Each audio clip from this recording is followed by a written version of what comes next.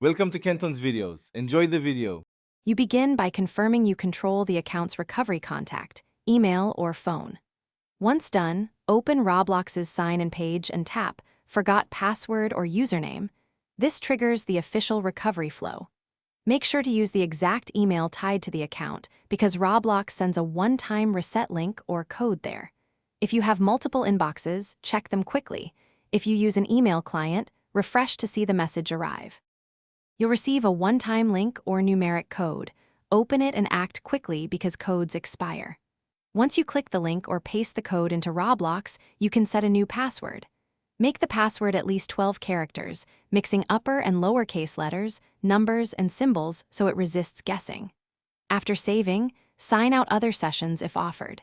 This prevents someone already logged in elsewhere from keeping access. Once your password is changed, immediately enable two-step verification for stronger protection. You should also store the new password in a reputable password manager so you don't need risky recovery techniques later. If the reset email never arrives, check spam, confirm you used the correct email, and try again. If you still can't access your recovery contact Roblox support and provide account details or purchase receipts as